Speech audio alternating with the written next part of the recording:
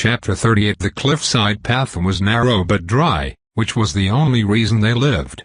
They ran down into the yawning dark, the trembling light of Zenzel's lantern revealing a thin stripe of the grounds ahead as they tried to outrun the tide of falling stone.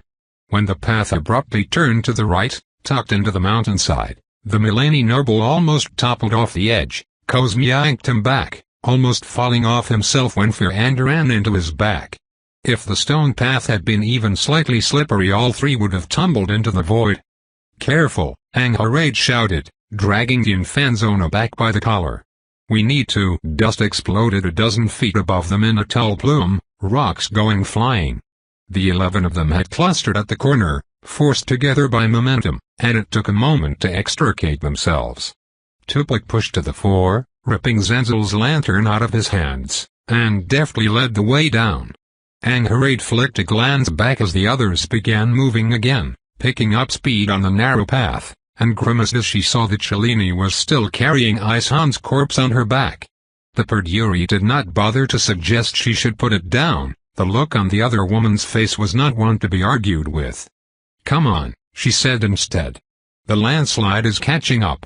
They set out down the cliffside again. The same turn that had near killed them was likely the only reason they lived, Angharade realized as she heard a rolling thunder in the distance, and a tide of death rushed past the path they had been running down 9 minutes ago. Most of the landslide was facing the slope where the sanctuary had been waiting, and they'd just given it the slip. Not that they were out of danger, most was not all. The first rock was the size of a fist, and it bounced off your Etsy's shoulder as she let out a grunt of pain. Angharade glimpsed ahead, feeling her blood run hot. She had used a vision earlier. There was only so much more she could borrow of the fisher's power before it killed her, and moved before the glimpse was even finished. She seized Song by the shoulder and pressed the two of them against the mountainside just before a boulder the size of a horse tumbled right past them. A heartbeat later and all that would have been left of Song was red-faced and screaming. "Ahead," Tupac shouted, voice without a hint of mockery for once. "I see shelter." He spoke true, for the cliffside path there ate into the mountain as a short tunnel. The peak's slope served as a wall and ceiling, and under that cover they huddled together as death rumbled above. They waited, pressed tight onto the shelter as stone and dust spilled past them in spurts. How long they waited without speaking a word Angharade could not be sure. Eventually, though, the last of the falling ended and their breaths began to ring loudly in the silence that followed.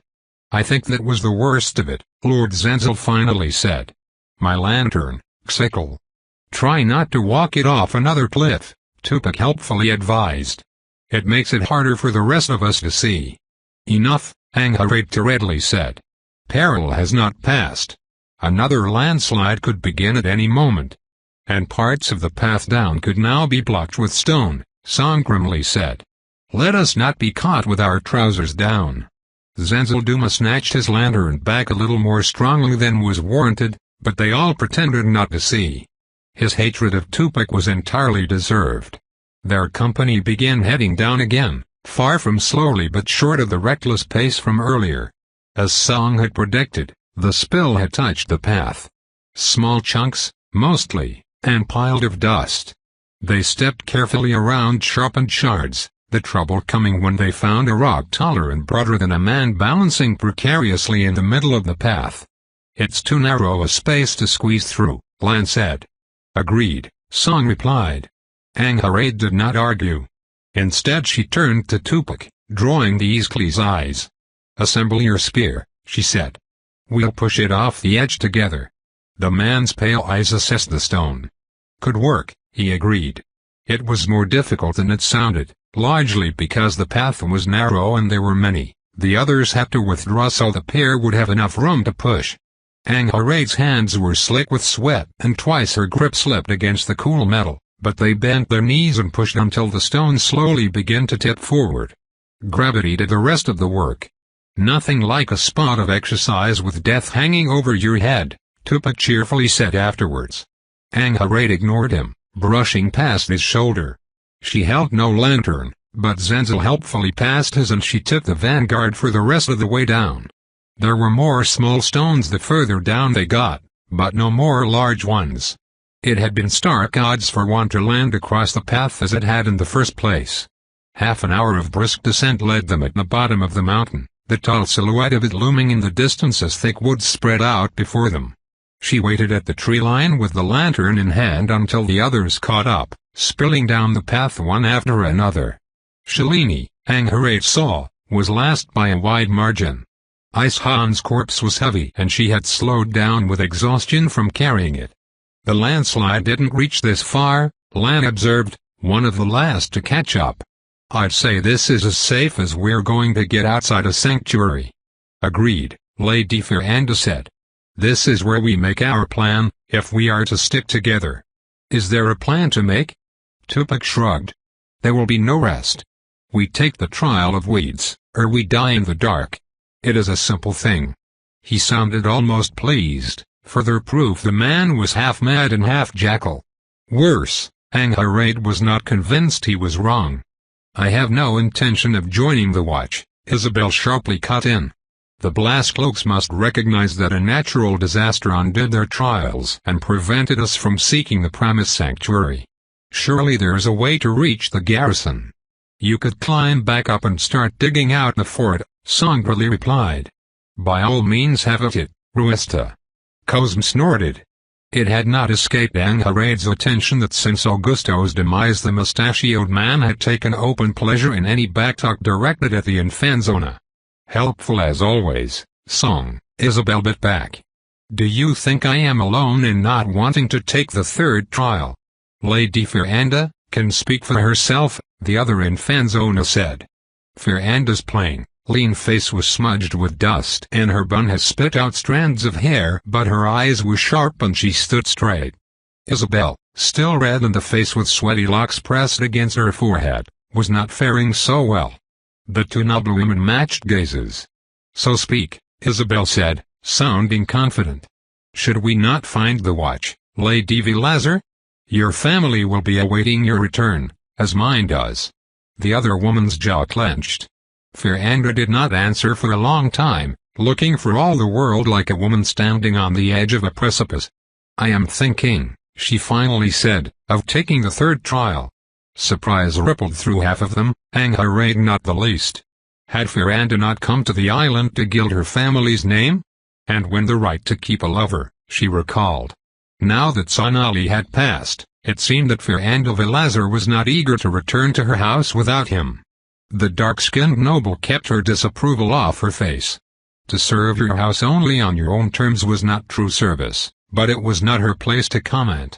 I will be doing the same, Cosmoflor casually added, rolling his shoulder with a wince. It seems to me that I am in need of a change of careers. Angharad cocked an eyebrow and Tupac let out a small, nasty laugh. Brun looked amused as well, though as was his wont he kept quiet. You've run out of Cheridans to lose, so I suppose you might as well, Tupac grinned. Cosm's eyes on him were cold, the same way they had been when he pulled a knife on the champion of the vermin god. What kind of a man had he been, before House Cheridan took him in? Not the kind to take insults lying down when he had no master to protect, Angharad thought, so she cleared her throat to command attention before matters could get out of hand. Is there any among us who does not desire to take the trial of weeds? She asked. Save for Lady Isabel, I mean. There was no answer and she realized ere it be too late that she had blundered. Even if there were such individuals, they would hesitate when being put on the spot like this. It was clear that most of their group wanted to press forward, and who would want to be left alone in the woods? She cleared her throat again, faintly embarrassed at the misstep. It seems to me, she tried, that there will be a watch garrison at the northern tip of the island, the port town called Three Pines. I imagine that given the circumstances the watch would not press into service those who reached that safety. Isabel smiled at her, pretty in her visible relief. That seems a compromise I can live with, she said. It's a pretty plan, Shalini broke in, Ishan's corpse yet on her back, but you're forgetting something. When that mountainside fort got buried, we lost more than a sanctuary, we lost the watchman that would tell us what the trial of weeds actually is.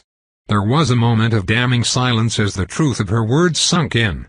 That was, admittedly, something of a hindrance. Song was the one to end the paralysis, reaching for her bag and dragging a scroll out. "We cannot know the details," the Tianxi acknowledged, "but neither are we entirely in the dark. Here, come closer." Her map, Angharade realized. Song unfolded it in the light of the lantern, everyone crowding around the paper. "We should be somewhere around here," Song said. Her finger was resting on a small, marked place on the northern side of the mountain splitting the island, the very same they had crossed by beating the maze. And not far from where they were, Angharade saw a slender gray line going through the woods that made up most of the northern third of the Dominion of Lost Things. "A road?" she asked. "I do not know for sure," Song replied, "but I believe so. More importantly, it goes through here." Her finger followed along the gray line until it reached a drawing in the midst of the woods that looked like a small fortress. "Is that a watch outpost?" Zenzel frowned. "It might be," Angharade thought. The road went through it and continued all the way to the northern tip of the island, to Three Pines. "I don't know," the silver-eyed sharpshooter admitted. "But it is something, and even if it is empty we can use the grounds to rest with some safety." "We won't make it there tonight," Feranda said. "Not unless we march through the night," Tupac agreed. "I do not hate the notion, but I've no doubt there will be whining." He snuck a look at Shalini, who glared back. "We should at least push forward for another hour," Angharade said. "I do not know if there are cultists on this side of the island, but if there are then the commotion of the landslide is sure to have drawn them out." She flicked a glance at Tupac, who shrugged. "I only dealt with the one war party and its bishop," the Eastli said. "I gathered from them the island has rival tribes, but not where they might dwell." "Hollows are one thing," Len easily said, "but there will be lemures in the woods and a bunch of us are bleeding." "Then we keep going until we find defensible shelter," Angharade suggested. "We'll keep a watch through the night." Nods all around. She would have preferred to press on to the possible outpost, but it was true that might take hours yet and much of their party was either wounded, exhausted or both. "That will be most interesting," Tupac noted. She frowned at him, reluctant to indulge him and ask.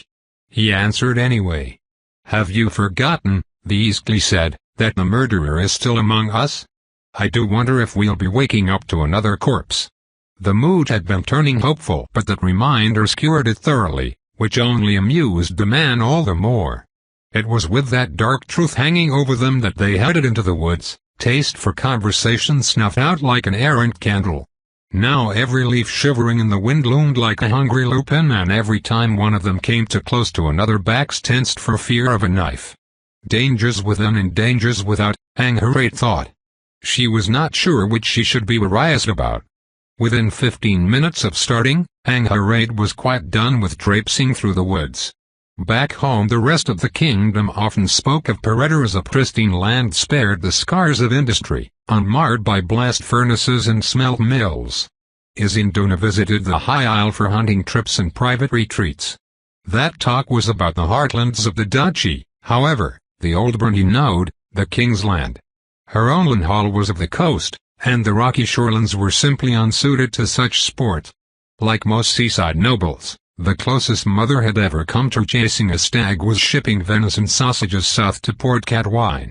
Her father had been a skilled hunter, as was fashionable in high society, but regrettably Angharade had never taken him up on his offers to learn the pursuit. Perhaps if she had she might have developed a fondness for the woods instead of a rising, deep-seated hatred.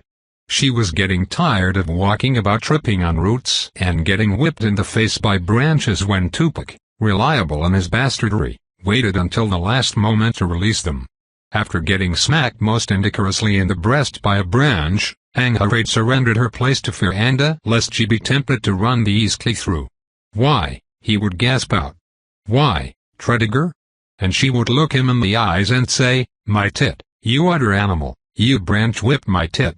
Deciding that vivid fantasies of murder were perhaps a sign that her patience might be running out, Angharade drew back by slowing her steps and let Feranda pass her by. Cosm too, as she did not care to keep the man company. That left her by Lord Zinzel, who did not much talk and often glanced back worriedly at Shalini. She was still trailing at their back, though Brun was making it a point to slow his steps so she would always have someone in sight. A good man, Brun. It both helped and hurt when they reached the road Song had shown them on the map, a small path of beaten earth that was in disrepair but still usable. It was easier for Shalini to walk on the road, but their overall pace quickened as well. By the time the turn of the hour neared, the gunslinger looked fit to drop and Angharad was sharing the worried looks with Zenzel. "I do not know anything of Ramayan funeral customs," she said in a whisper. "Would she be offended if I offered help?" "She's so Meshwari, Tredegar," Zenzel grunted back. They get offended at each other's accents. Which was true, if somewhat impolite to speak out loud. It was an old jest in Malin that while also Meshwari agreed they were an empire, no two had ever agreed on who should rule it. "She cannot take much more of this," Angharad said. "See how her legs are shaking." "We could make a stretcher with sticks and blankets," Zenzel suggested. "We would not be saying anything, it simply happens to be impossible to use one of those alone." She side-eyed him. "Hold up only the front and drag the back on the ground after tying the body up," she countered. The man looked faintly embarrassed, as well he should. It had been a shallow lie, a lie of ignorance or lack of forethought, and so not the same as willful mistruth. Yet even shallow lies were enough to tarnish one's honor if regularly indulged in. "To use one of those alone and well," he corrected. "True enough." Angharad nodded her approval. "I can surrender my bedroll to the work," she offered, "but we will need—" Halt! The call came from ahead. Song's voice. After one last look at Shalini, the Perduri moved to the front of the column, where the others were assembling. Song, raising her own lantern, had stopped by the side of the road and was casting light on a path to a small clearing. That would not have been worth the rest, had the edge of the clearing not been touched by a small hill from which rose a ruined tower revealed by cold starlight. A thick, stout octagon of stone that jutted upwards, its roof long gone and broad stairs leading to the yawning door halfway up its heights. A few good swords could hold stairs like that for an hour, Angharad thought. "A most suitable place to camp," the noblewoman said. "It is a fine find, Song." "I have an eye for those things," the Tiangsi replied with the faintest hint of irony. Some chuckling. It had been an open secret before that Song's contract had to do with her silver eyes, but the way she had seen through illusions in the temple fortress and later when helping Firandya on the toll road had made it into open knowledge. In a way, Angharad thought, that was the finest safeguard to what the Tiangsi's contract could truly do. Why wonder if she could see contracts, when she could already see through illusions and past the veil of darkness? "My thanks for your efforts, Mistress Wren," Cosmo Fleur said, affecting gallantry. "Shall we get to it? I expect we could all use the rest." Angharad might have disliked the man, but she would not argue with the truth. Everyone pitched in their supplies without argument, which was a pleasant change from the trial of lines. By the looks of it they had enough for 2 meals, including the one they were about to have. None of them had bothered to bring much food, as the expectation had been that the sanctuary on the other side of the maze would provide them with fresh supplies. Water should last longer than that, at least through the day tomorrow, and they would keep an eye out for streams in the forest. Though it was a risk, they decided on having a fire. It was the surest way to keep away animals. The inside of the tower was dry and spacious enough that everyone would be able to fit around the flame, keeping them warm through the night, and they could use a warm meal after their trials of the day. Besides, several of them needed to rinse wounds, and Angharad might be no physician, but she knew in the absence of alcohol boiled water was the best substitute. As tasks were settled on with rough efficiency, the Perduri noblewoman volunteered to gather firewood. She knew the basics of woodcraft but little more than that, and was willing to leave such affairs in the hands of those more fitted to it. It was not demeaning work, even though Tuplak tried to imply as much with his smirk. Had she not been taught that the best blade should go the best hand? She was not so arrogant as to think that her hand would always be the finest. Still, the man was irritating enough. She walked out before hearing who else would take up the chore. It was a short walk down the stairs, which were set into the side of the hill, and from there to the clearing. The forest was dry and there was plenty to pick up from the ground, so Angharad rolled up her sleeves and got to work. It was a few minutes later, while adding to the respectable pile at the bottom of the stairs, that she got company. Turning as she heard footsteps, Angharade caught sight of a silhouette framed in moonlight. In the ghostly glow, Isabel Ruesta's elegant curls and green eyes seemed almost unearthly, a spirit's impossible beauty. And Isabel was very much a beauty, even visibly exhausted and on the verge of tears. The Perdurri straightened at the sight of her. "What happened?" she asked. Isabel shook her head, patting down the last of the stairs. "It is nothing," she said. "I came to help you, not." "Tears are not nothing," Angharade gently said. She laid a comforting hand on the Infanzona's arm. Isabel hesitated. "Firanda is being quite odious," Isabel finally admitted. "And Cosme is all too happy to pile on. There are limits to the allowances given by grief." The noblewoman frowned.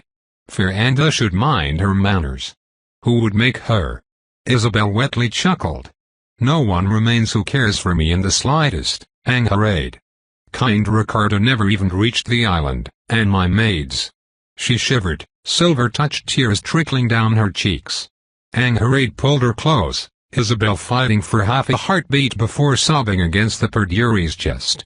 "They were as family to me," the dark-haired beauty murmured. "I've known them since I was but a girl. Beatrice looked so much like me back when we were children that we might as well have been twins, and Briseida. Gods, Briseida only came to the island so that I would be able to help her marry her sweetheart."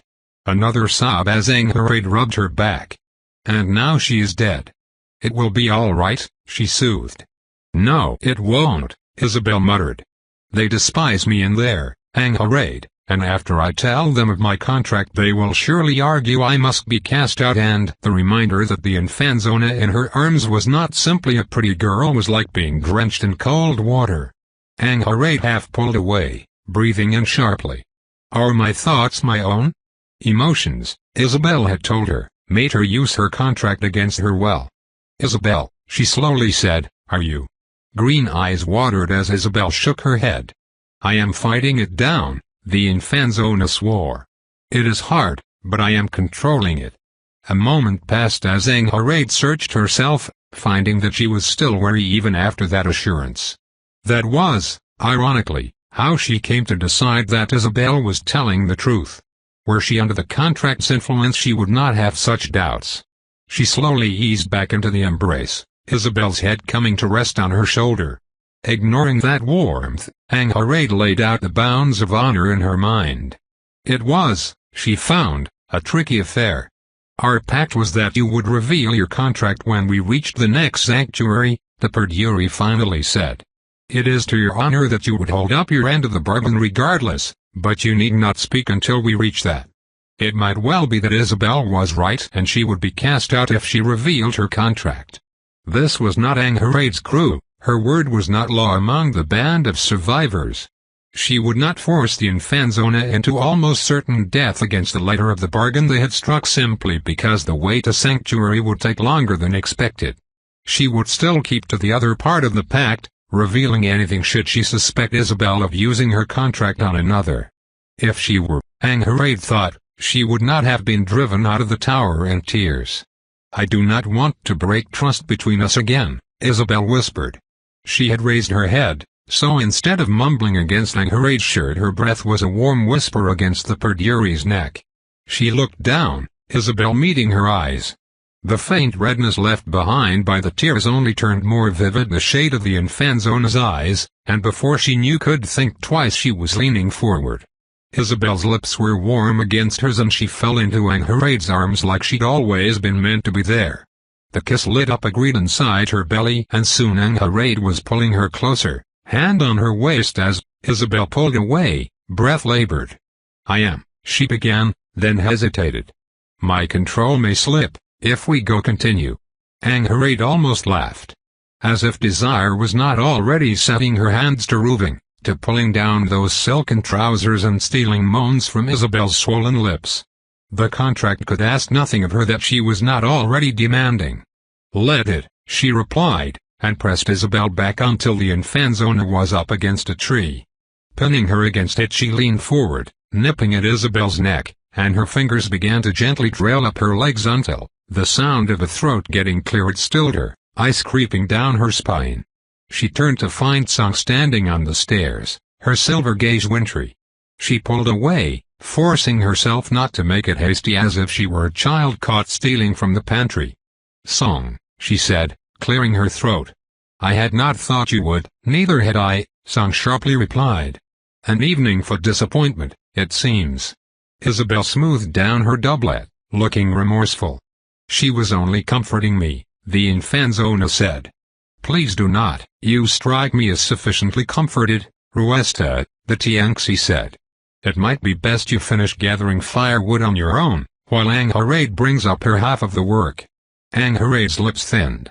She did not enjoy being talked down to as if a fool, but she was not unaware that in a sense she had broken her word to Song. She had promised the other woman she would not talk with Isabel alone, and though she had not sought out the conversation she had allowed it to happen. Encouraged it, even.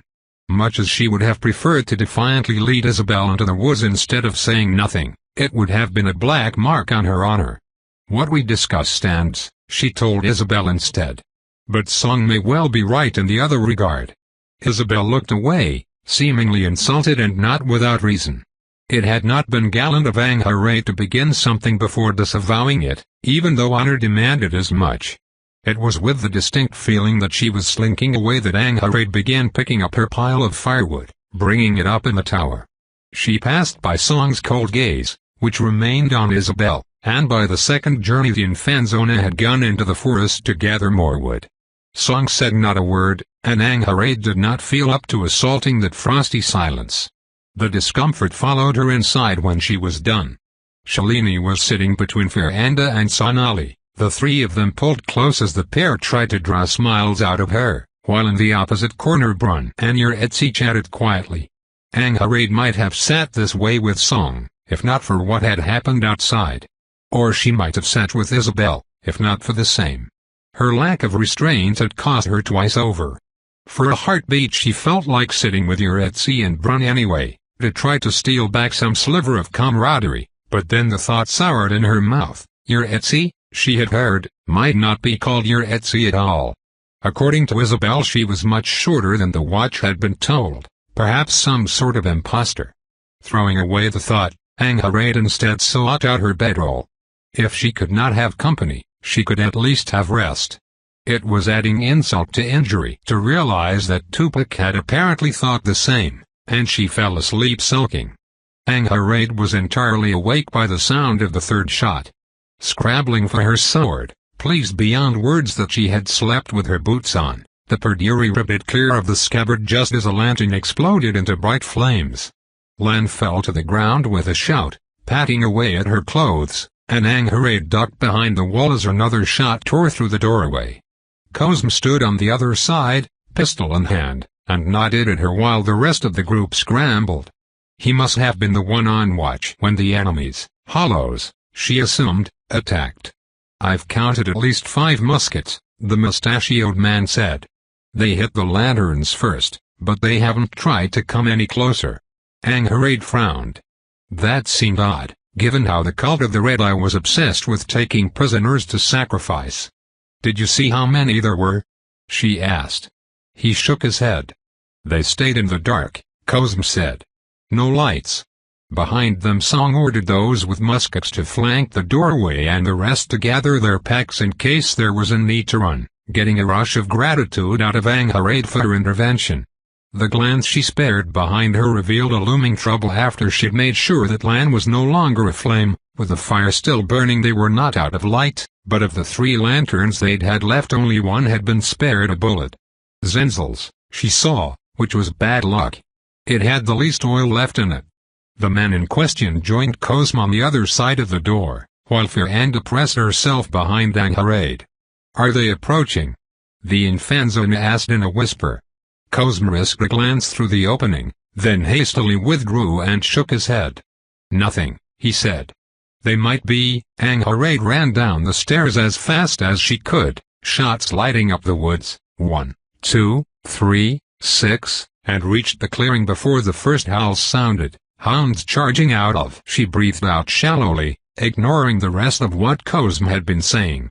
The cultists had brought warhounds, that was why they had not yet tried the doorway. The Milani had used such tactics in olden times, back when swords and shield walls were the lay of Vesper, hounds unleashed before the charge to scare and scatter the enemy's ranks. Should she warn the others? She could think of no way to do so without revealing her contract. Angharad. Song, standing in cover behind her while the others finished packing up the last of everyone's affairs, Brown and Isabel went about it briskly, but Lan was using the opportunity to have a look at everyone's packs, handed her the coat she had left behind as well as her sword belt and scabbard. Angharad nodded her thanks, shrugging on the coat as Firanda took her place by the doorway. A month ago she would have cared little for that coat, for it was not a gift from her family in a sense greater than mother's coin having paid for it, but after having been cut and shot in it so many times she had grown passingly fond of it. More importantly, she thought as she adjusted her sword belt, this was an opportunity. She had passed her blade to Song to have both hands free for the belt, and when claiming her saber back she leaned close. "They have hounds," she whispered. "I counted 6 guns." Song nodded subtly and nothing more need said. The Tiangsi squeezed past Firanda to take a long look out, only duking back in when a cultist out in the woods fired. The sound and billowing smoke had them all ducking back into cover, Song clearing her throat afterwards. "I counted 12, she said. "Half with muskets, half with leashed hounds." Curses abounded. 12 is not so many, even with dogs, Zenzel opined. "We can break them. Are you volunteering to be first down the stairs, my lord?" Brundley asked. The Milani hesitated. "I will go," Angharad cut in. "But we must first decide on whether we fight or run. This all smells to me of a trap. If they have hounds, why have they not yet released them to dig us out?" "They must be scouts," Firanda grunted in approval. "Lady Angharad is right, they might well be pinning us in here until the rest of the warband arrives and they can storm the tower." Several agreed with her, after a thought, and the conviviality of it was what told Angharad something was wrong. No one had been taunted or implied to be a coward, so what was? She found Tupac standing very still with his back to the wall, Pale's eyes unblinking as they stared right in front of him with a strange expression on his face.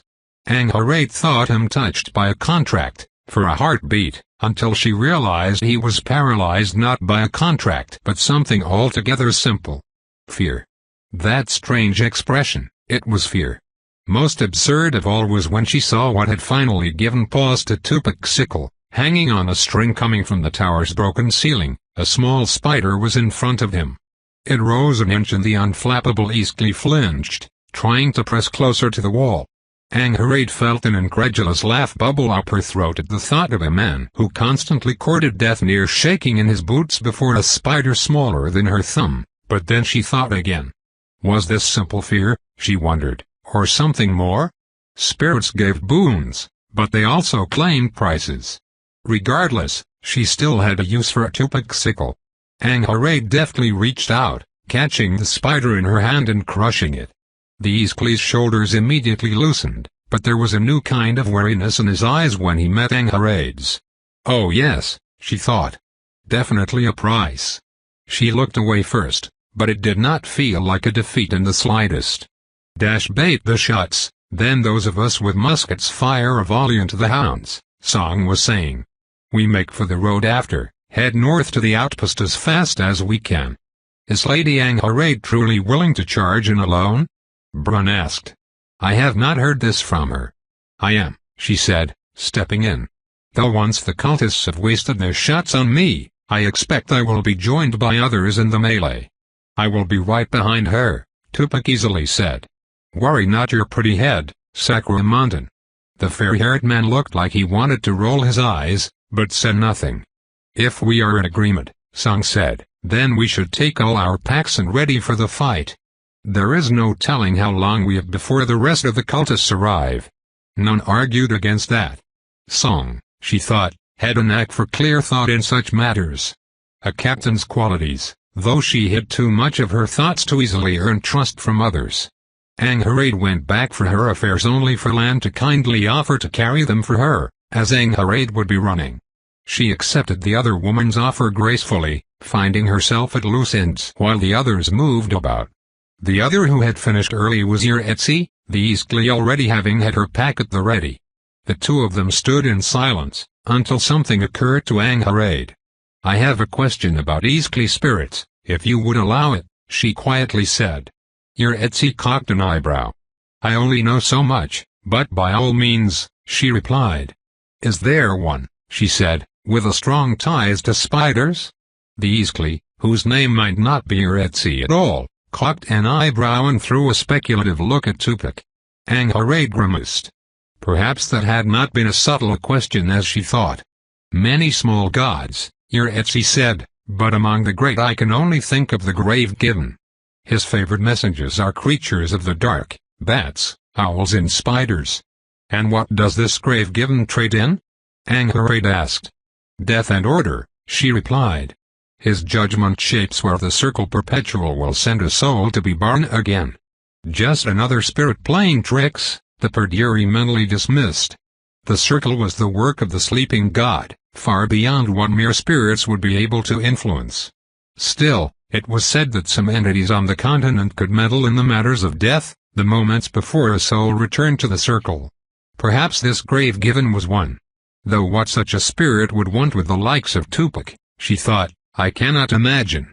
Etsy looked like she wanted to speak more of it, but Angharad was saved the need of evasion by the last preparations coming to an end. "Form up," Song called out. "We are finished." Angharad nodded a farewell at a rueful Etsy, resting her hand on her blade, and went for the doorway. Tupac waited on the other side of the gap, ready to follow in her wake. Song, musket loaded and at the ready, sought her out. "Ready?" the Tianxi asked. She nodded. "You?" she asked. Song nodded back. Then, Angharad said, "Let us not waste any more time." Breathing in, she unsheathed her sword and ran out the doorway. The first shot came before she took her second step out. Angharad did not flinch nor slow, knowing it would mean death. The bullet hit stone as she raced down the steps, ricocheting wildly. Two more plumes of smoke billowed out and she leaned into the rush, almost falling forward rather than running, and felt something whiz right past her head as the other shot went wide. 3, she counted, and kept running. Halfway down. The fourth shot was not for her, far behind, and revealed that Tupac was following behind. The fifth came from right to the left of her, smoke blowing past the twisted branches of a tree, and Angharad screamed as she felt warmth and pain bloom on the side of her cheek. She tripped forward, landing in a roll at the bottom of the stairs as the sixth shot was drowned out by the barking of the hounds being released. Only the shot had come from behind, not ahead, and 10 feet ahead of Angharad a cultist screamed as a bullet took him in the chest.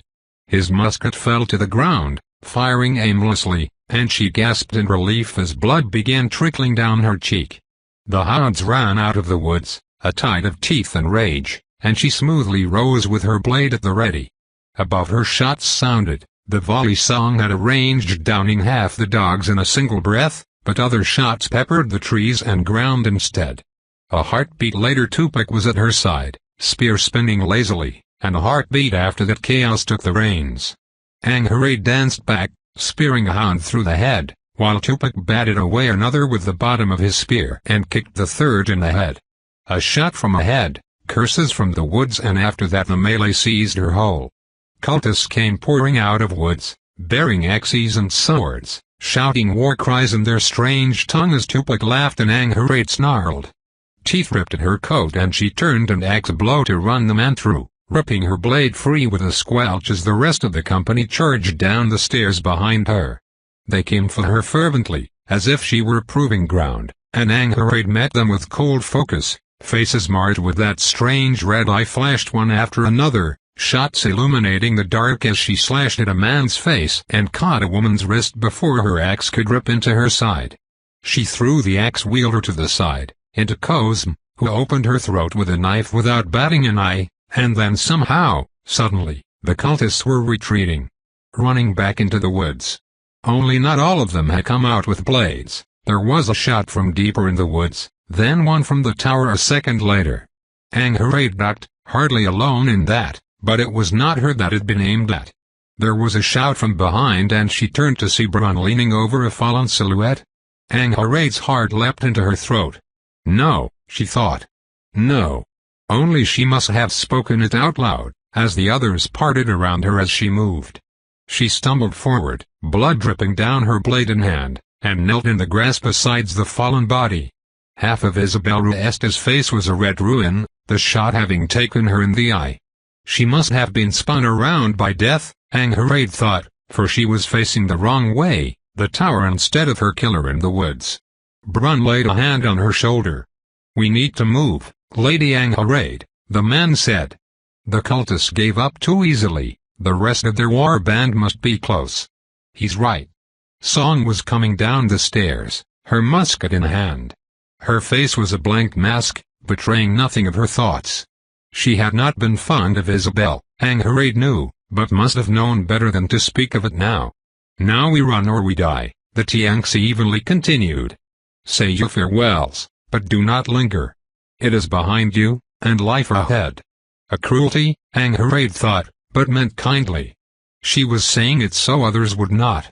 Looking down at the corpse that had been Isabel, she brushed back the curls over the wound and swallowed. She thought of that first evening on the Blue Bell, when she had seen the Infanzona standing on the bridge like a jewel set in a crown of stars, and allowed herself grief. She closed the remaining eye, wiped a half-formed tear from her own and rose to her feet. Shalini, she saw, was carrying Isan's corpse on her back again.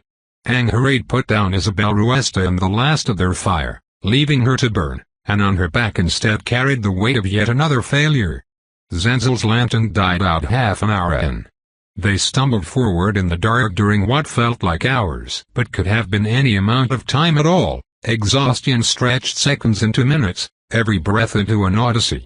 Only Song's unfailing eyes kept them from drifting about aimlessly, the Tianxi sure-footed as a cat as she led them through a sea of looming trees and threatening silhouettes. They'd left behind the beaten earth road, afraid the cultists would hunt them down it. Limbs burning and eyes tearing up, Angharay forced herself to follow closely behind Song. It was only once they climbed up a steep hill, clutching at root and stones, that the Tianxi's steps finally stuttered. There was no need to ask why. In the distance, over the crown of trees, pale lights burned tall and proud. The outpost, Angharay breathed out. If it is that. There is, Song replied, only one way to find out. The promise of an end to the road, of some semblance of safety, brought strength back to their tired limbs. They picked up the pace as much as they could, Shalini once more trailing behind. Once they were close enough the light began to cast shadows, they risked going back to the beaten earth road.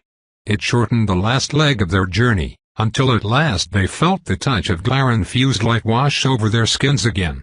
Blinking away the blinding brightness, Angharay found she was not looking at a fort. Atop a flat hill a tall palisade had been raised, ringed by even taller lamplights. Through open gates the noblewoman saw the bones of a small town, houses and shops, muddy streets and even some kind of great hall. And there were people inside, moving about. Closer to that as well, for outside the open gates 2 men were keeping guard in padded tunics and breastplates as they loosely held muskets. It was not them that kept her gaze, though, or even the town itself.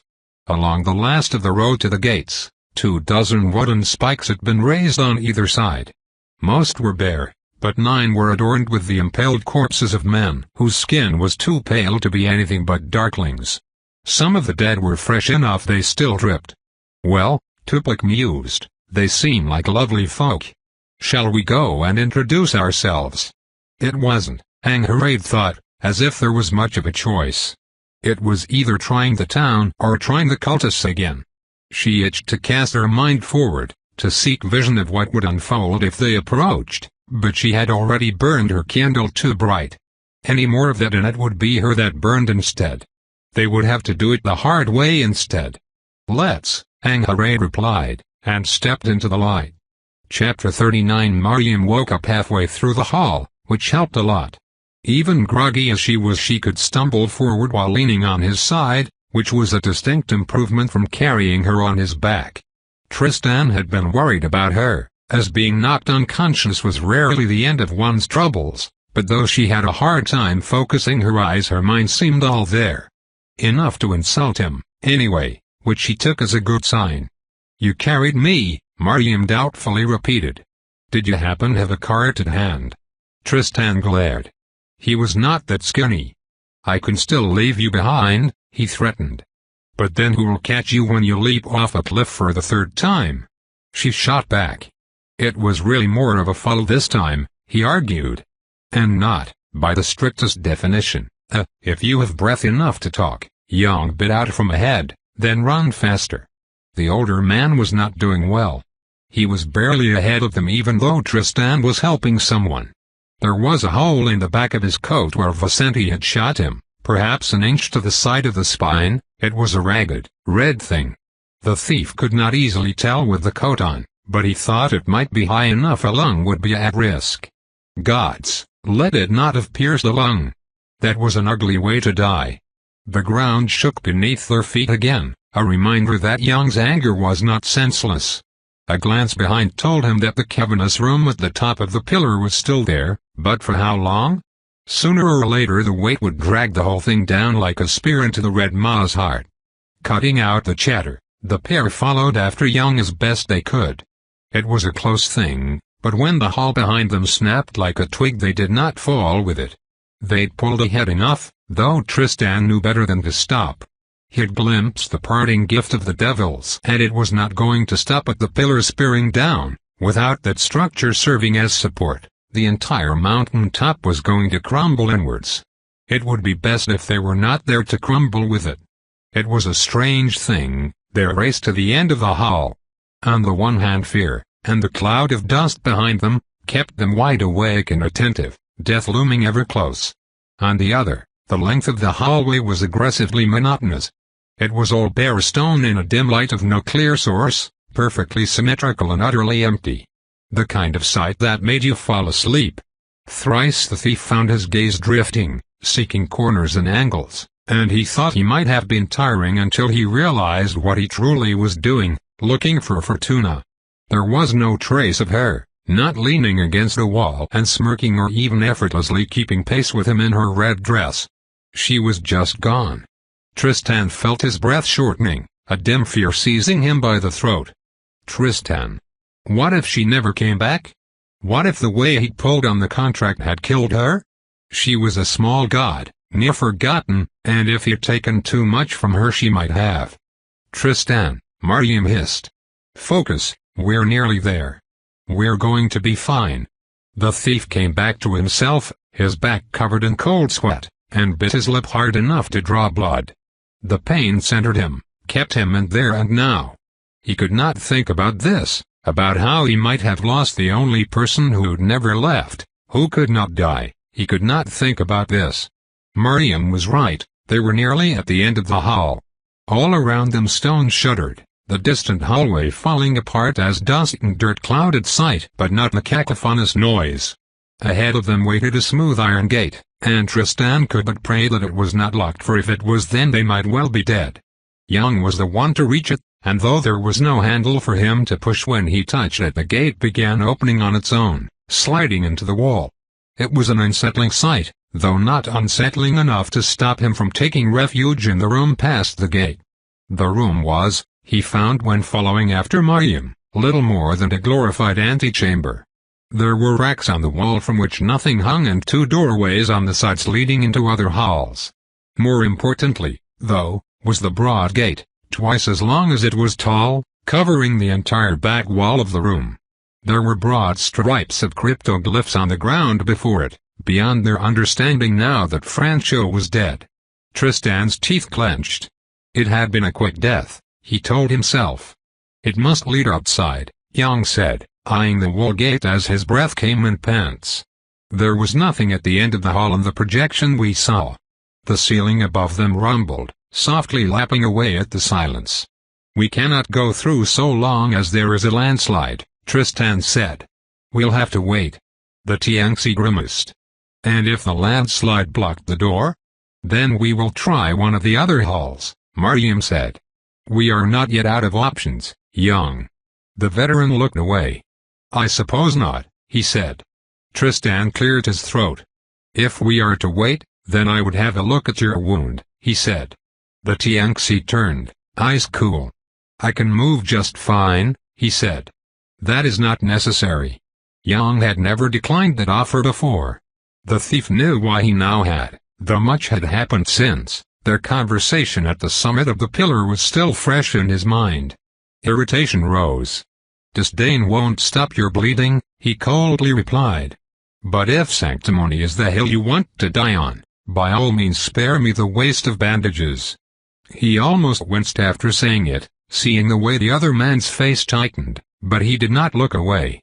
It had not been the right way to handle that, and were he less tired he might have finessed his way into something better, but Tristan had been brutalized enough by his day he wasn't sure he cared. Worse, he was pretty sure that the poppy was beginning to fade. The dull ache in his everything was something of a hint. "Would you have preferred picking out the hill for me?" Yang replied just as coldly. "That does seem to be your favorite racket." "All right, that's enough of that," Mariam said, stepping in between them with a tired look on her face. "Tristan, you left everyone in the dark as to your actual plan until the last moment. He's got a right to be angry." A pause, then her eyes met his. "I am too," she frankly said. "This just isn't the time or place for us to have that talk." His lips thinned. If Franco hadn't been killed, would either of them even? Mariam turned to Yang with a smidgen more sympathy, but only that. "You know he's never turned it on any of us," she flatly said. "It's childish to pretend he's trying to do anything but keeping you from bleeding out. You can still be angry after he's helped you." "I am." "You don't understand," Yang said. "Neither will the bullet in your back," she brutally replied.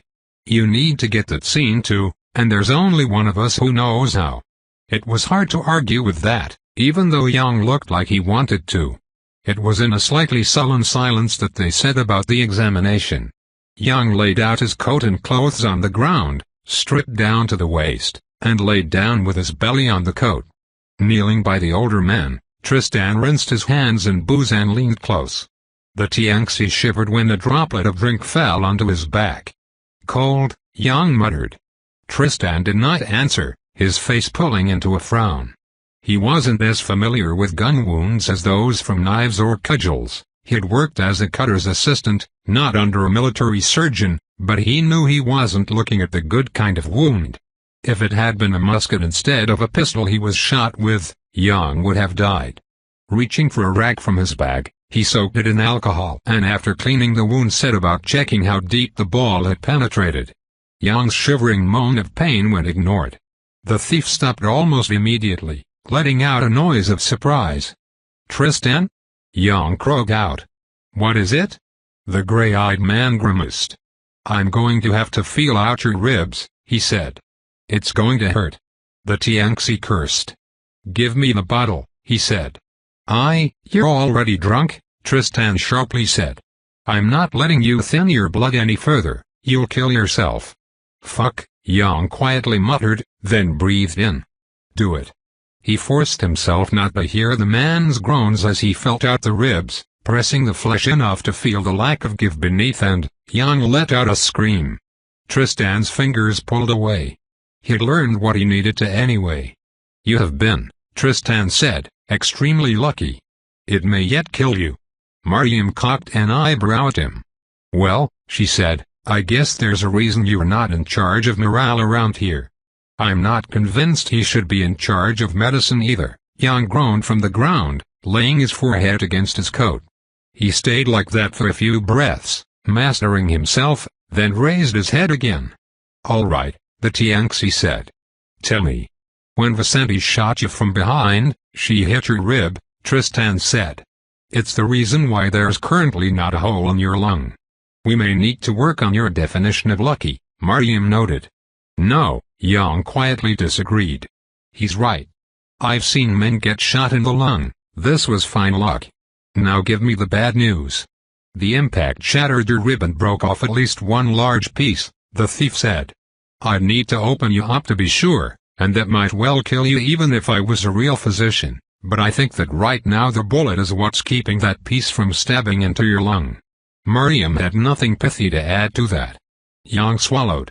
"What can I do?" "Nothing," Tristan honestly said. "If we get you to a watch surgeon in Three Pines, they can remove the bullet and the broken-off piece, but trying the same here with a knife would be like..." The only words that came to him were too light, too teasing. "It would be kinder to use the knife to slit your throat, let's leave it at that." The veteran slowly nodded. "How long do I have?" The calm, Tristan thought, was the worst part of it. Yang had an almost serene look on his face, like the thought of dying didn't move him at all. Like all he was wondering about was the schedule, the details of the marching orders to his grave. Maybe it was about knowing death, Tristan thought. That old friend walked with all the children of the Merc, but none of them knew it the way a soldier would. Someone who'd seen 100 lives be snuffed out in a heartbeat, washed away by a wave of smoke and lead. Maybe it wasn't so scary when you'd seen so much of it. Somehow, he couldn't quite bring himself to believe that. "I can't tell," Tristan admitted. Depending on how the rib broke, that piece could be wedged tight in place, or it could be on the edge of coming loose. Could be hours, could be days, could be a year. The thief licked his lips. "Avoid moving too fast and getting hit in the torso, that's the best advice I can give you." His gaze broke away from the Tianxis as he reached for his bag. "I'll bandage it," he added. "It might help some, and we need to keep that wound from getting infected as long as possible. The wound going bad might kill the other man before the rib piece did." Yang's forehead went back down, and he did not say anything after that. None of them did, waiting in silence until the last of the rumbling above passed. The last iron gate parted open at a touch, both sides fleeing into the wall, though one got stuck halfway through, some unseen metal gear letting out a strident cry as it tried to force the matter and ended up breaking for it. Wary as that sound had made them, they still hurried out into the small natural cave past the gate. The iron wall closed behind them, save for the part that had got stuck. Yang's lantern showed there was a worn fire pit in here and some coal drawing on the walls along with words in a language Tristan did not know. At least one of them was a name, he figured, written above a pretty obscene drawing of a man thrusting his phallus at an Aravatan's buttocks. "Charming," Mariam Darley said. "It hasn't been used recently," Yang said, eyes on the pit. "Still, it looks like Hollows know of this place." Tristan drew back to lay his hand on the iron gate, to confirm the suspicions by not moving an inch. It only opened from the inside, then. The Hollows had never gotten into the pillar. By the time he returned, the other two had moved on, leaving the cave and stopping on a ledge right outside of it. Tristan joined them, inhaling the faint breeze with a smile as he pressed down his tricorn. Above them the veiled lights of firmament shone, cold and unmoving stars. They had made it out. For a long moment they stayed there, savoring the simple truth of that. Tristan was the first to stir. His gaze turned below, where a great dark forest spread out. Through there was a ring of light nestled in its heart, to the northeast. The glow was pale enough it must have glared to it. Some kind of watch outpost. He was not the only one who had begun looking around, as Yang made clear when he let out a soft curse in Cathayan. "It looks like we won't be getting to Sanctuary," the Tianxi said. Their gate out of the mountain was facing the watch fort on the other side, but it did not need to, and even from where they stood they could see the aftermath of a massive landslide gone down that slope. The blast cloak forts had been on that same side, they all knew, which was less than promising. Feeling Yang's gaze grown colder when it moved back to him, Tristan held his hands up in protest. "We don't know that the place got buried," he said. "And even if it did, Wen told me they have a vault below. Odds are it is a hidden passage they can use to get out of the mess." "You had best hope they do," Yang said. "Else they might shoot you for this at Three Pines." Tristan was not the one who had caused the collapse, but he was disinclined to pass the blame onto Mariam. "Vicente caused all this," he said instead.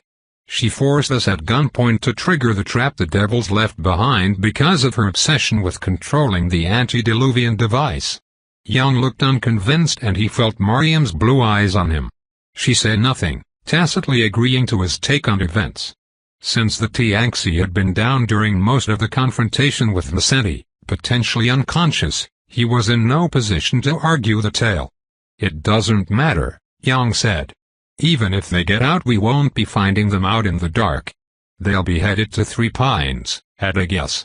The port at the northern end of the island," Tristan thought, "and likely where the trial of weeds ended."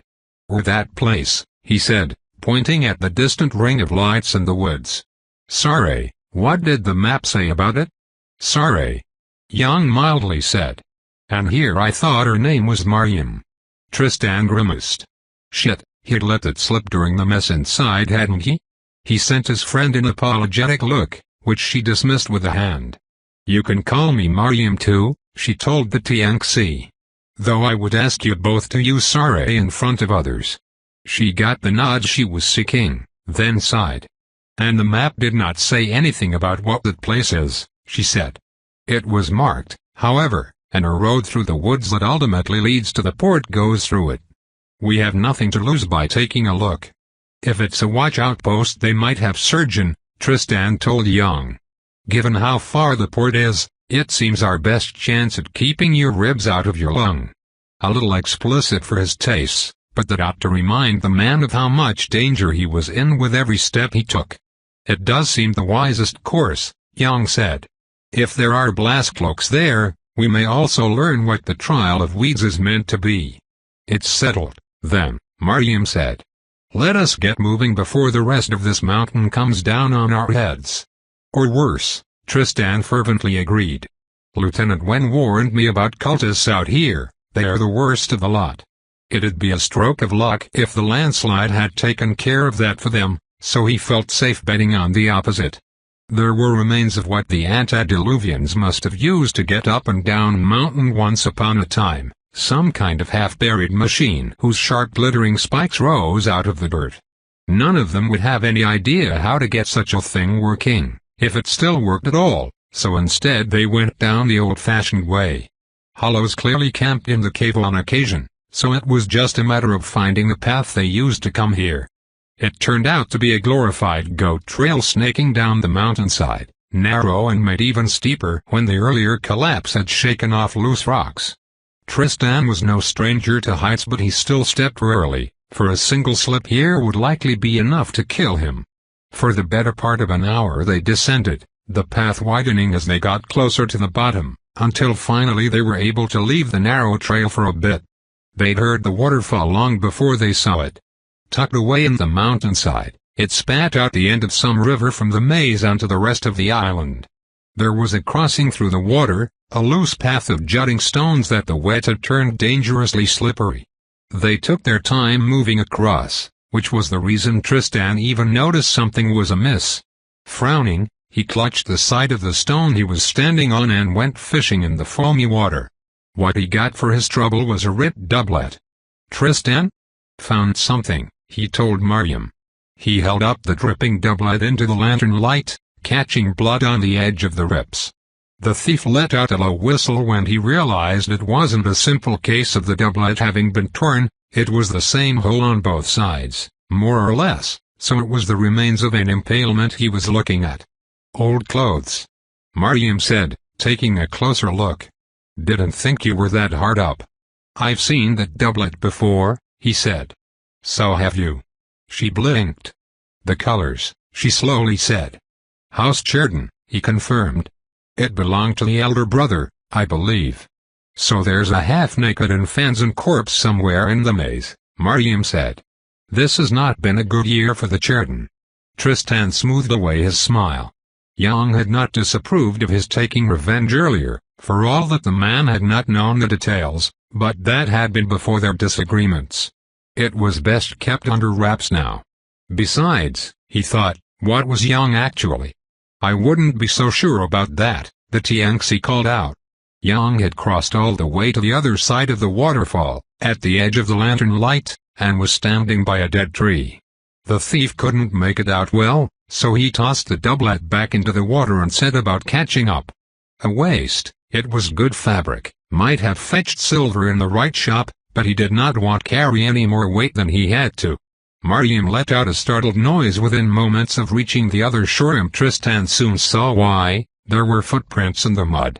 Someone had crawled out of the water onto the shore. The real surprise, though, was by the tree Young was still closely studying. It was not dead the way Tristan had first thought. While he was no woodsman, he knew what a dead tree looked like. Dry wood, bark gone gray and dry if there was still any at all. The tree instead looked like it had been scourged. There were slight furrows, as if a thin cutting whip had been wielded at it, and only around these marks was the tree dead. The rest of it looked fine, untouched. "Contract," Young said. "Contract," Mariam agreed. "Contract," Tristan concluded. And it did not look like the pleasant kind. Augusto Cheriton got impaled by something large, if his doublet is any indication, the thief said. "It seems to me he might have struck a pact, any pact at all, to live through that. If it truly was a bargain with the Red Maw, the watch will kill him for it," Mariam noted. Tristan had been hoping the champion of the downtrodden would take care of this for him. Really, Tredegar, how hard could it possibly be to off someone you'd publicly sworn to kill in a duel? But he'd settle for the watch instead if that was on the table. "They might have," Young said, "if they were not under several tons of rock." Tristan grimaced. A fair point, even if its tone was slightly accusing. "The only way off this island is the port at Three Pines," he said. "They would check before letting him onto the boat, surely. Our ship should stay until all the trial takers are arrived or believed dead, anyway," Mariam said. "We'll have time to tell the Blaskloaks of our suspicions, if we live to inform them," Young said. "That is the plan," Tristan reminded him. "You always do have one of those, don't you?" the Tianxi said. Though the man was smiling, it was not a compliment. Irritation could wait until they were in a safer place, Tristan reminded himself. "The path to the outpost won't walk itself," Mariam said. "Still, let's keep an eye out for the Cheriton as we go." "I doubt anything capable of that." She pointed at the mangled tree. "Dash is going to be all that friendly," she finished. Young hesitated. "We cannot know for sure it is a Red Maw contract," he said. "I would want to kill him even if it isn't," Tristan thought. The more diplomatic that contract seems dangerous regardless was on the tip of his tongue, but he was not so blind as to be unaware that if it came out of his mouth Young was unlikely to agree. Best let Mariam take care of it instead. "Young, it's a maze full of starved and half-mad gods," the blue-eyed woman said. "The Maw was the worst, sure, but there were plenty of things in there almost as bad." Tristan saw in the muscles of the neck that the veteran was about to glance his way, so he looked away first. A moment passed, then Young sighed. "Fair enough," he conceded. "I won't shoot on sight, Mariam, but neither will I approach him if we find him." An awkward silence stretched on after that, until Tristan cleared his throat. "We should fill our waterskins before moving on," he said. "We might not get another occasion any time soon." A few minutes for that and then they were back on the trail. They found no further traces of Augusto Cheriton on the way down, not for lack of looking. There was no telling if he had made it off the mountain, though Tristan's instincts whispered that he had. The man would not have made it this far if he was the kind to lay down and die. The thief could respect that kind of mettle, in truth, so as a gesture of goodwill he would try to kill Augusto standing instead. So long as it was not particularly inconvenient, anyway. The woods below were no easier to navigate than those in the trial of lines had been, though at least the thief had gotten used to such journeys. Their pace remained slow. Tristan had not noticed on the mountain, where the prospect of taking a tumble down the cliff had kept all their movements sedate, but Young was at the edge of his rope. His breath was labored and his hair drenched with sweat. By unspoken agreement he and Mariam let the man take the lead so he could set the pace. She held the lantern, though, to relieve him of the weight. The thief fiddled with his hat, adjusting it unnecessarily as he debated calling for a halt so the Tianxi might rest. It might be better to wait a little longer, he thought, perhaps until they reached the road. Mariam had guided them in what was the right direction according to the map stored in her head, but a direction was the most she had been able to provide. Until they hit the supposed road through the forest, they would have no real notion of where they actually were. "Lights," Young suddenly rasped out. "Mariam, kill the lantern." She snuffed it out in a moment and they huddled together behind a bush, peering through the leaves to watch the approaching lights Young had picked out. And no wonder he had, the thief thought. There were a great many of them. At least 10 torches were being held up, though not a single one of them burned pale. Hollows, he thought. Cultists. So much for his half-formed hope they had run into the other group of trial-takers. Assuming they had lived through the mountain's collapse. His suspicions were confirmed when the torches came closer, all their shoulders tensing as a war band of pale-skinned cultists began gathering in a small clearing slightly ahead of them. There was a great deal of talk going on, and though they were not close enough to hear the words being spoken, they were close enough to see the situation unfold. 2 silhouettes in chain-mail coats, both armed with long swords, were squaring off in an argument. One kept gesturing further in the woods, as if insisting they go off, while the other refused. Both looked close to drawing blades, and though they kept flicking looks at the black-robed priest watching them from the back, she said not a word. Tristan had flinched when he first saw her face in the torchlight. It was a ruin of red scars, near every inch of it covered by hungry maws. All the other cultists, of which there must be at least 24, were very careful around her, as if the slightest of gestures might bring about her ire. "They have muskets," Young murmured. "At least 10 of them." "There might be more," Tristan replied just as quietly. "Wen told me they take them from watch patrols." None of them were comfortable staying so close to the enemy, but there was little choice. Had they bolted earlier, maybe they might have had a chance to sneak away, but it was too late now. They would not slip away unseen when trying to shake off the cultists in their own favorite hunting grounds. "I think one of them is saying they need to pursue people," Mariam said. "They might have found the others." "Or the watch garrison from the other fort," Tristan said. "Could be either," Young muttered. "And they like their sacrifices, the Red Maw, so why is the other one arguing against it?" It took half an hour before they got an answer. A smaller band of 5 or so cultists joined the rest, 2 of them carrying a pair of wooden poles to which someone was bound. Though they were far and the torchlight flickering, Tristan would have recognized that mangled face even if the colored undershirt hadn't given the game away. "Oh, that poor bastard," Young said. Unlike the older man, Tristan did not find it in him to muster pity as he watched Augusto Chardon get carried into the crowd. Instead, his eyes were on the ripped undershirt, which was still stained with blood and revealed the flesh beneath. And there was something off about that flesh. It looked like a wound, only it was nowhere as deep as it should be. The infanzon had been impaled, and the wounded flesh looked oddly stringy, like strung-out pieces of red yarn. The cultists cheered the captured, the triumphant hunters earning much praise and backslapping from the rest. The only sullen face was the armored man who had been arguing to leave in pursuit, and the moment his dark eyes lingered on Augusto, the thief knew what would happen. He wanted to vent his anger, and there was a designated victim at hand.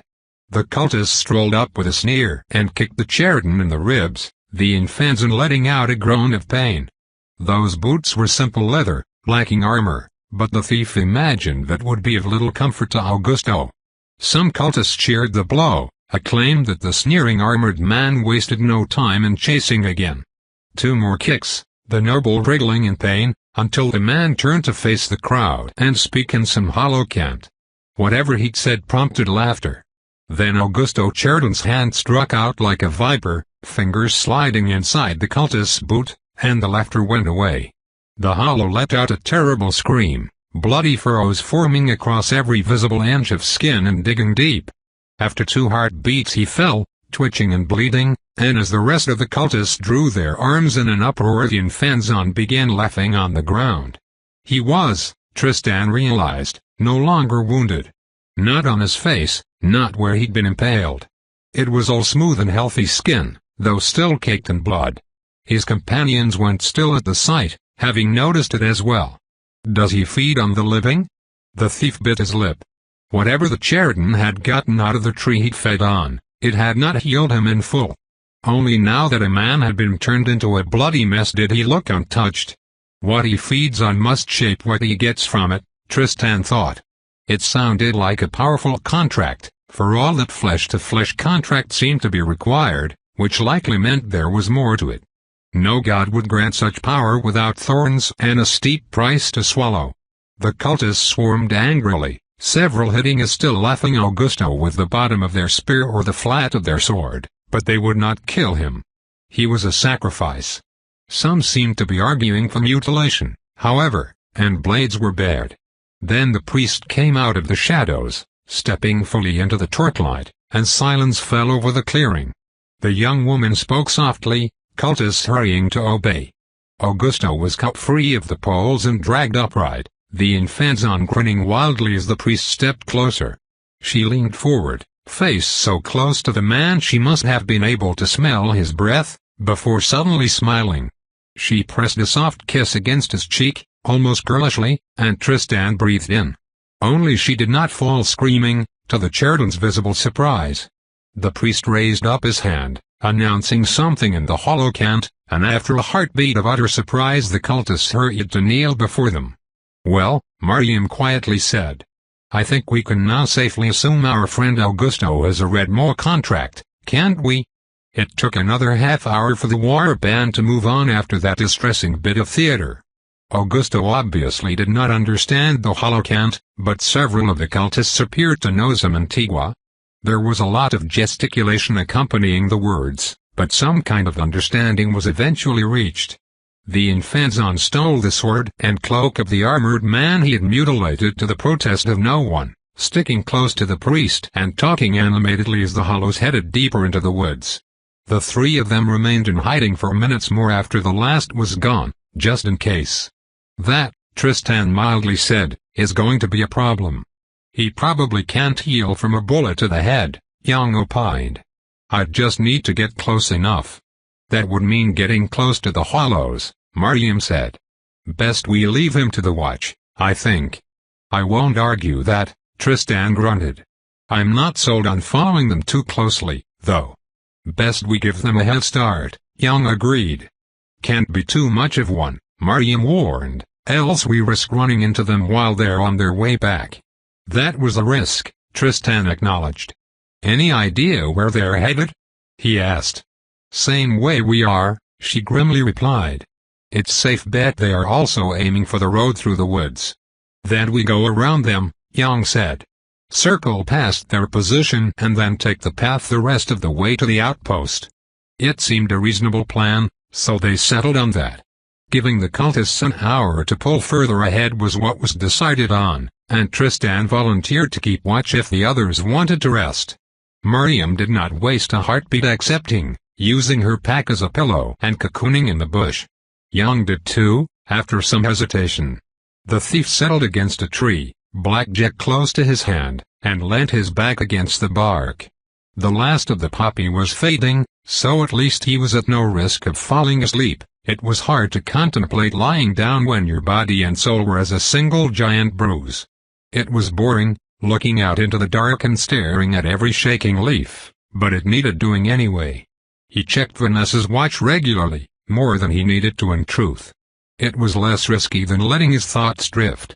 It was when he was having a look for the 10th time that the silence was broken by a croaking whisper. "How long?" Young asked. 23 minutes, Tristan said. "Over half left, you can go back to sleep." "Can't," the Tianxi admitted. "The pain keeps waking me up." Going by the loud snoring, Mariam was having no such trouble. "I don't have anything left to take the edge off," the thief said. "If you have a hard time moving, we may have to risk the drink." Risky, given that Young was likely still bleeding inside, but less risky than moving at a slug's pace in a forest full of Red Maw fanatics armed to the teeth. The older man breathed out. "I can still take it," he said. "I'll make it to the outpost, at least." Tristan nodded, though he was not sure if the Tianxi saw him in the dark. He said nothing more. "You don't regret it at all, do you?" Young suddenly said, sending the watchman into a trap. Half a dozen replies were on the tip of his tongue, ways to wiggle out of the growing enmity between them. "I also warned them about the trap," he could have said, or Vicente was going to kill me otherwise, I had no choice, or when forced my hand in exchange for his protection. Degrees of truths, degrees of lies. Only Young had saved his life. More than once. And that would only have weighed so much, if honesty was likely to get him killed, but it wasn't. So he told the truth. "No," Tristan said. "I regret letting down my guard at the end, not thinking to keep a watch on the second lift, but nothing else of how things unfolded." He could almost feel Young's jaw clench. "You made those men into a distraction," the Tianxi said. "Good has sacrificed them." "This isn't Daikai, Young," he tersely said. "I'm not your glory hound general throwing away conscripts for a victory. I did it this way because I thought that plan had the best chance of us living through it." "No, Tristan," Young quietly replied. "You know that is untrue. It is why you kept me in the dark until it was too late. You chose that plan because it had the best chance of you surviving. There were other options I might have chosen had I known. They were simply more dangerous for you." And that was the truth, Tristan knew. He had forced Wen's hand by telling Borya because he did not trust the lieutenant to protect him against Vicente otherwise. And he knew he could have tried to sell out Wen's demand, the destruction of the device, to Vicente in exchange for safe passage through the pillar. It would have put him at risk, but the old woman had never shown hostility against the rest of his crew, so they likely would have been safe. The danger would have been all on him. There had been other plays, other tricks to attempt, but he had not truly considered them because Young was right. They had been more dangerous for him. "The hungry bite, the beggared snatch, the cornered fight," Tristan softly quoted, looking up at the dark canopy above. "I am what I am, Young." And he would make no apology for that. There was a long silence. "Fear I can forgive," Young finally said. "We all own some of that devil's hide. But you put me on their side, Tristan." He did not need to ask who they were. They, the thief knew, was not a name or a place or a title. It was an idea, the people who make the plans that send other people to die, that send you to march across a plain to your death, and it meant nothing at all. They was what Young had really wanted to kill back in the republics, when he'd killed that general. "There are no sides, Young," Tristan simply replied. "At end of the day, a grave will only fit one. Good men, bad men, kind men, cruel men, that was just paint, pretty color you slapped over the truth. There were the living and the dead, that was the whole of it. You kept out of the grave however you could until your luck ran out. That's not a way to live," Young said. "That's just a way not to die." "I'm not an ambitious man," Tristan replied. "I'll settle for that." The veteran said nothing, but the silence was not an empty one. It felt, Tristan thought, like a door closing. He resisted the urge to fill the void, stilled his tongue. "One day," Young said, "you'll look back on your life. And on that day I hope you'll find more than corpses lying in your wake." The soldier sighed. "We can leave it at that," he said. "All of it." The thief closed his eyes, breathing out. He had known from the start that it was sheer greed to try to keep too many of his companions. Survival had costs, sometimes in coin less obvious. To feel disappointment here, to feel regret, it would have been a kind of vanity. Tristan was vainer than he'd thought. When the hour passed they began to take the long way around. Opening the lantern's shutters all the way was too risky, so it was with only a thin slice of light to guide them that they ventured into the dark. And Mariam, despite her best efforts, could only guide them so much. She had a map tucked away in her memory, not a compass, and in these damn woods everything looked the same. Without any landmarks to rely on they found a curving path was not so easy to maintain. Twice they got turned around, the first time doubling back to cross a shallow river and the second getting stuck walking around the edge of a steep hill for 20 minutes. They pushed on for 3 hours before finally slowing down when they came in sight of old ruins, 3 large worn pillars atop a platform, crowned by a circle of stone that was more than half gone.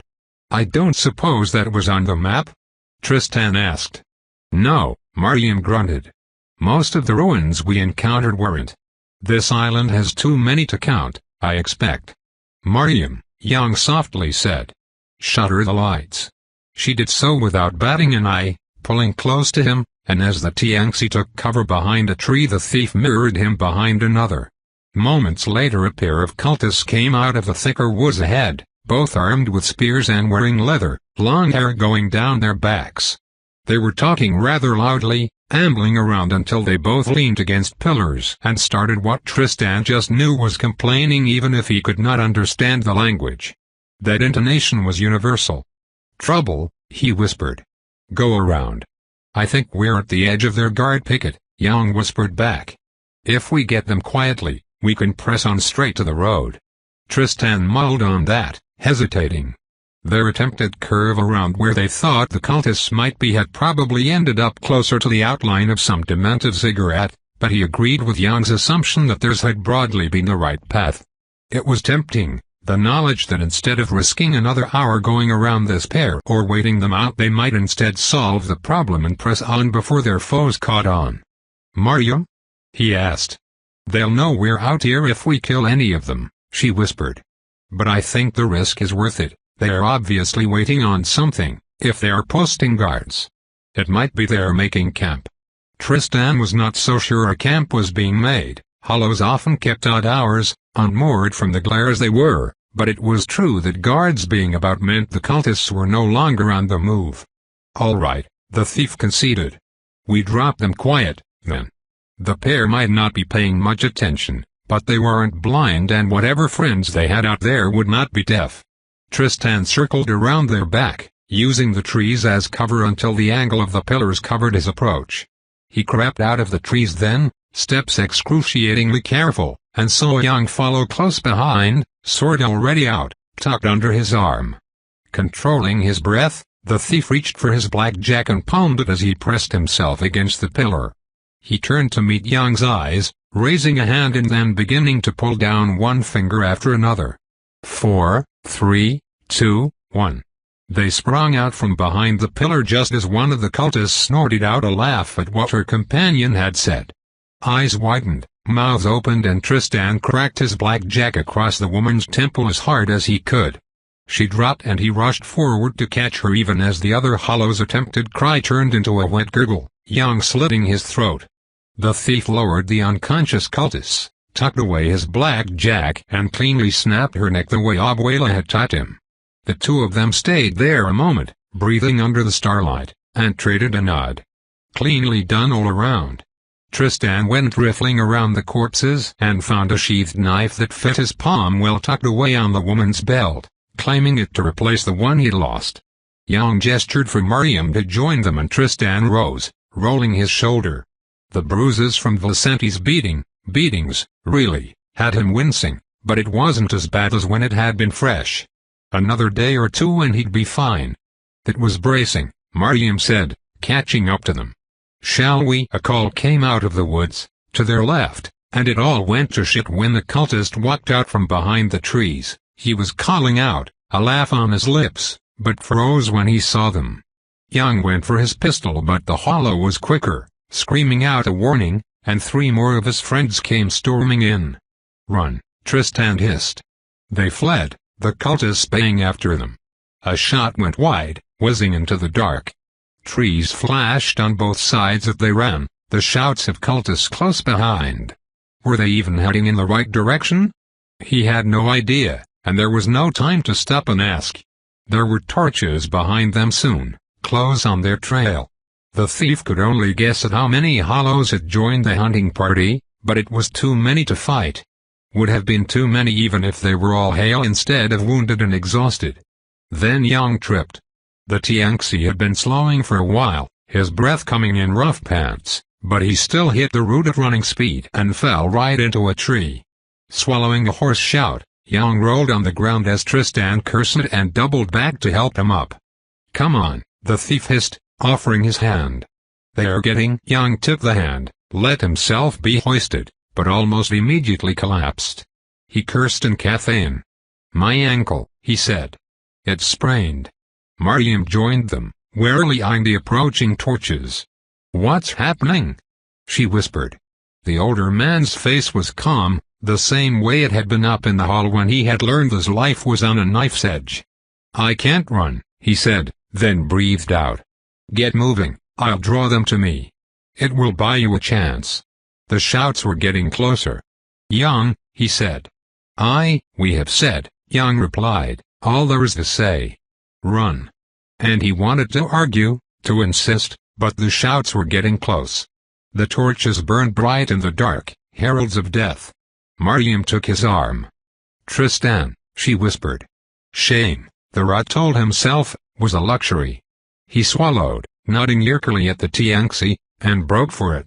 He saw Yang loading his musket with steady hands before running out in the dark, the last he would ever see of the man. Mariam stuck close to him as they ran for a minute, then two. Tristan swallowed, forcing his eyes to stay peeled ahead. Else he would trip as well, and be left behind just like. "Fuck," Tristan snarled, and turned around. "Greedy," Abuela's voice chided. It would get him killed. But even as Mariam called out from behind, cursing as well before he heard her running after him, he found someone waiting for him in the gloom. Sitting on the branch above, long red dress trailing like a curtain of blood, Fortuna smiled an impossibly perfect smile. He almost sobbed in relief. "You," he croaked. "You took a chance," the Lady of Long Odds simply said. "Now ride your prayer to the end, Tristan." He swallowed and nodded, Mariam catching up with him as he did. "We are going to die," she told him. "Maybe," he said. "Maybe not." A pause. "I'll abandon you if it looks bad," she frankly said. "I'm lucky you came at all," he replied just as frankly. She grimaced. "You are," Mariam said, then muttered. "And I thought Song had picked the idiot." She peeled ahead anyway. "Come on, he hasn't fired yet so they don't know where he is." The torches were close, terrifyingly close. When they found Yang he was but a few feet away from where they'd left him, standing with his back against a tree as he held his musket. He saw them coming, his face twisting into something that was both hope and anger and not quite either. "You, shut up," Tristan cut in. "You'll draw them." "Mariam," she grunted, taking up one of the Tianxi's arms while he reached for the other. They hoisted him up between them, dragging him away brusquely enough he would have had to fight them to stop it. "It won't work," he got out, voice sounding raw. There, in the distance, shots sounded. Their pursuers hesitated. They dragged Yang, forging forward as quick as they could. The opportunity was not to be wasted. The pursuers began arguing, at least until shots sounded again, at least a dozen, continued. A real fight. The others or the watch garrison? Either way, under Tristan's disbelieving stare the pursuers slowed, stopped and then turned around. Towards the fight. The thief choked out an incredulous laugh as he watched the torches get further and further away. Only then did he notice they had gotten back to the branch where Fortuna was perched, having not moved an inch since he last passed her by. A spinning golden coin drew his eye, the goddess snatching it out of the air. She met his eyes, golden eyes alight. "Lucky you," the Lady of Long Odds grinned. They made it to the path from the map, stumbling like children, and then followed down the beaten earth. They saw not a soul on the way. The supposed outpost turned out to be a small town, ringed in lamplights and waiting square in the middle of path. That should have been a relief, only there was a slight complication. "Well," Tristan said, eyeing the impaled corpses. "I'm willing to go on a limb and call this a bad sign." Yang snorted from his place between them. "Those lamplights give off glare," Mariam said. "It shouldn't be hollows inside, at least." "Plenty of wolves hunt by pale light," Yang replied. "Let me off, you two. I think I can hobble and we'll look weaker if you're holding me up." And there were people to look weak to, as the Tianxi had seen. A pair of guards came their way, bearing muskets and steel breastplates over padded tunics. Their helms were old-fashioned, going down the back of their necks, but it was hardly comparable to the old relics that the cultists bore. The three of them tensed as the guards approached, though the two men were still holding their muskets up instead of pointing them. "You with the watch?" the shorter one called out. They shared looks, then Mariam shrugged. "We are," she called back. "Come on, then," the same man said. "The others are inside and we're closing the gates for night." "Trap?" Yang murmured. "If it is, I'd rather have Tredegar doing my fighting for me," Tristan opined. "She is much better at it." Assuming the mirror dancer still lived, which was hardly certain. "Agreed," Mariam snickered, then sobered. "Besides, they might have a town physician." Young grunted his doubt but did not argue. They met the guards halfway, getting eyed back just as much as they eyed the pair while they walked together to the gate. "Rough year, the way your friends tell it," the chatty one said. "You could say that," Tristan easily replied. "Seen a few, have you?" The man snorted, his smile never showing his teeth. "You don't need to be cagey, the others already told us you don't know shit about the trial of weeds," he said. "This town is called Kentika. We're a colony under the auspices of the Watch and your last stop before the final trial. We'll be getting an explanation, then?" Young asked. The guard shrugged. "The mayor will tell you everything there is to know," he said. "Most of us don't know the details." The guards slowed when they came near the gates, which had the three tensing up again. While inside Kentika, the chatty man said, "There is to be no violence against trial takers or our folk. We won't have our town to be the pissing match for May's grudges." "Understood." "Understood," Tristan agreed, and the others echoed him. 20 more feet of them passed the gates, which the guards stayed behind to pull closed as they were ushered on. The destination was obvious. There was a crowd gathered in the street, but not of townsfolk. The survivors of the Bluebell stood before a hard-faced man in neat clothes that must be the mayor. There were fewer survivors than Tristan would have thought, and at least one of those present to the thief was a surprise. Smiling insolently in the face of Angharad Trediger Dark's glare, Augusto Cherden toyed with the hilt of the sword he had taken from a cultist. This, Tristan thought, was going to get messy.